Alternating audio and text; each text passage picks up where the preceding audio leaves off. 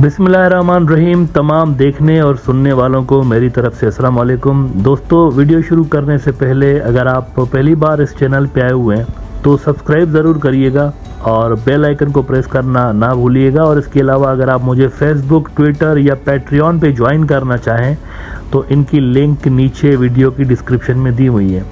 और अगर आप मेरे लिखे हुए बुक्स पढ़ना चाहते हैं तो उसकी भी लिंक नीचे डिस्क्रिप्शन में मौजूद है। मोदी की जितनी भी पॉलिटिक्स रही है 2014 से लेके आज तक, ये परसेप्शन मैनेजमेंट के अराउंड घूमती रही है। ये शख्स इतना ज़्यादा कॉन्शियस है इस बारे में कि खुद मॉनिटर कर रहा होता है अपने सोशल मीडिया के प्लेटफॉर्म्स, और ये सारे खुद ही मॉनिटर कर रहा होता है। और इवन जो पिक्चर्स भी लग रही होती हैं इनके ऊपर, वो भी इसको दिखा के लगा रहे होते हैं कि सर जी ये देखें आपकी तस्वीर ठीक आई है या नहीं है, ये आपका पोज ठीक आया है या नहीं आया, इसको लगाना चाहिए, आपके ट्विटर प्लेटफॉर्म पे नहीं लगाना चाहिए। उसके बाद ये वहाँ पर अपलोड कर रहे होते हैं। अब गलवान के वाक़े के बाद जिस तरह से ये सारा महाज चाइना वाला जो LSE वाला मिस हैंडल किया है इन्होंने, इसको इलेक्शन से पहले मैनेज करने के लिए इन्होंने बहुत ज़्यादा पैसा दोबारा से खर्च करना शुरू कर दिया है परसेप्शन मैनेजमेंट पे। और कल के एपिसोड में आपको बताया था कि ये जो रिसेंट ताबड़तोड़ मीटिंग्स हो रही थी इंडिया और चाइना की, ये असल में इंडिया के रिक्वेस्ट पे हो रही थी। और अपनी मीडिया में उन्होंने ये तासुर देने की कोशिश की है सूत्रों के अनुसार लिखवा के कि जी चाइना डेस्परेट है, चाइना के ऊपर बहुत ज़्यादा इंटरनेशनल प्रेशर है, चाइनीज़ हमें लिटरली मिन्नतें कर रहे हैं कि हमसे आप बात करें और मामलात को ठीक करें। तो मोदी को एक स्ट्रांग मैन के तौर पर और एक स्ट्रांग लीडर के तौर पर उन्होंने पोर्ट्रे करने की कोशिश की। लेकिन चाइनीज़ फॉरेन मिनिस्ट्री ने पिछले दिनों ये जो स्टेटमेंट जारी की ना कि मोदी की रिक्वेस्ट पे हम उनसे मुलाकात कर रहे थे, शी जिनपिंग ने उनके साथ एक मुलाकात की थी मोदी की रिक्वेस्ट पे। तो इस स्टेटमेंट ने वो जो परसेप्शन मैनेजमेंट सारी थी उसको गटर में बहा दिया। अब दोबारा से पुराने काम पे लग गए बीजेपी वाले और दोबारा से उन्होंने अपनी मीडिया के अंदर ये झूठ फैलाना शुरू किया है कि चाइनीज़ बेसिकली गलत बोल रहे हैं। उन्होंने मोदी को बोला था कि आप हमसे मिल लें, हम गलत नहीं बोल रहे, वो गलत बोल रहे हैं। टाइम्स ऑफ इंडिया में खबर छपी है इस हवाले से सूत्रों के अनुसार। अगेन यानी ये जो है ना खुद नहीं कह रहे इंडियन मीडिया वाले, जर्नलिस्टों को बोल रहे हैं आप लिख दें इस तरह सूत्रों के अनुसार। टाइम्स ऑफ इंडिया कह रहा है कि China wanted bilateral meet but Modi Xi only had informal talks India. और कहते हैं कि day after confirming that PM Narendra Modi met President Xi Jinping in Johannesburg, the government said Friday the two leaders only had an informal conversation even though there was a request pending from Beijing for a bilateral meeting। इन्होंने ये media के अंदर कहना शुरू किया कि Chinese ने हमको बोला था, हमने उनको नहीं बोला था। इसी खबर को इंडिया टुडे ने भी लिखा है, China requested talks with PM Modi and not vice versa. Sources, official नहीं है, sources. A source from the Ministry of External Affairs said that China requested a formal talk with PM Modi and that their meeting was informal। अब देखिए, अगर इस बात में ज़रा भी सच्चाई होती ना तो जयशंकर को चाहिए था कि ऑफिशियल स्टेटमेंट रिलीज़ करें और दुनिया को बताएं ऑफिशियली, जैसे उन्होंने बताया चाइनीज़ ने कि ये मोदी ने रिक्वेस्ट की थी। तो इस तरह आप भी एक ऑफिशियल स्टेटमेंट निकाल के दिखाएं और अपनी पब्लिक को बताएं कि देखें हमने नहीं, उन्होंने हमें रिक्वेस्ट की थी, फिर हम मानेंगे कि आपकी पोजीशन वाकई स्ट्रांग है, चाइना इज अंडर प्रेशर। लेकिन आप नहीं कर सकते ऐसा, क्योंकि आप जानते हैं कि हर चीज़ रिकॉर्ड पे होती है।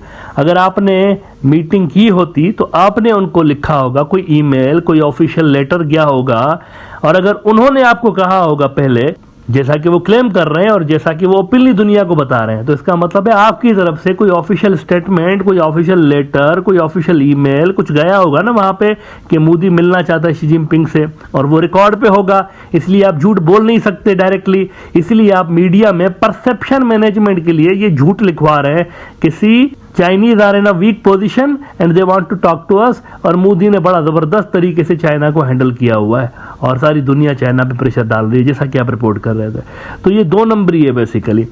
अच्छा, ये अगर ऐसे झूठी स्टेटमेंट भी जारी करेंगे ना फॉर एग्जांपल, तो एक तो चाइना वहाँ से इनकी तरफ से जो कम्युनिकेशन गई होगी हो सकता है उसको पब्लिक कर दे, और दूसरा ये भी हो सकता है कि फ्यूचर में चाइना इनसे बात ही ना करे।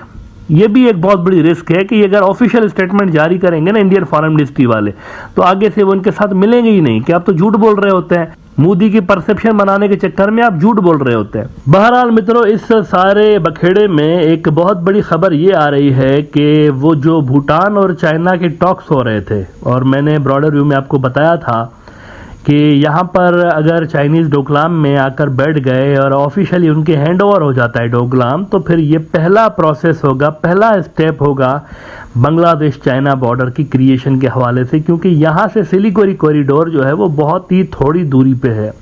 विद इन फ्यू आवर्स की गेम होगी। अगर चाइनीज़ आगे आना चाहे थोड़ा सा डिस्टेंस उनको तय करना पड़ेगा, और सिलीगुड़ी कॉरिडोर पहला हदफ होगा, पहला टारगेट होगा ड्यूरिंग द वॉर। और अगर ये सिलीगुड़ी कॉरिडोर पर आएंगे तो इंडिया की 7 रियासतें अलग हो जाएंगी, जो 7 सिस्टर स्टेट्स है, मेनलैंड से अलग हो जाएंगी, और यहाँ पर बांग्लादेश चाइना बॉर्डर आपको बनता हुआ नजर आ सकता है। ये पहला प्रोसेस होगा, पहला स्टेप होगा, जो कि ड्यूरिंग द वॉर वो उठाएंगे। तो डोकलाम इज़ वेरी इंपॉर्टेंट इस हवाले से। और चाइना जो है उन्होंने 2 इलाके अपने दिए हैं ऊपर की साइड पे, जो कि चाइना वाली साइड से बॉर्डर लगता है भूटान का, उधर इनको 2 इलाके देकर ये वाला इलाका उनसे ले लिया है। एग्रीमेंट्स हो गए हैं दोनों के, भूटानीज के और चाइनीज के, सिर्फ ऑफिशियली इसको अनाउंस करने की देर है। अब आपको यह जानकर हैरत होगी कि 1-2 रोज पहले ऑफिशियल मीटिंग हुई है डीलिमिटेशन सेट करने के लिए, पॉइंट जो बॉर्डर का कौन सा इलाका है, वहां से भूटान शुरू होगा, कहां से चाइना शुरू होगा। पहले तो कुछ क्लियरिटी नहीं थी ना, अनडिक्लेयर्ड था ना, अनडिसाइडेड था ना ये सारा इलाका। अब कल परसों मीटिंग हुई है भूटान और चाइना की, और उस मीटिंग के अंदर इन्होंने ऑफिशियली कुछ इलाके जो है वो सेट कर दिए हुए हैं, और ये इंडिया के लिए यकीनी तौर पर एक डेंजरस बात है। उन्होंने पूरी कोशिश की भूटान को रोकने की, लेकिन वो रोक नहीं पाए हैं। डीलिमिटेशन जो है बाउंड्री की वो सेट होना शुरू हो चुकी है। इंडिया का ही अखबार द हिंदू आज रिपोर्ट कर रहा है कि China Bhutan hold first meeting on delimitation of boundary. China and Bhutan have this week held the first meeting of newly set up joint technical team on the delimitation of their disputed boundary, as officials from both sides meet for 4 days in China and agreed to speed up a boundary resolution। और ये meeting इतनी ज़बरदस्त तरीके से successful रही कि दोनों ने ज्वाइंट प्रेस रिलीज जो है वो जारी की।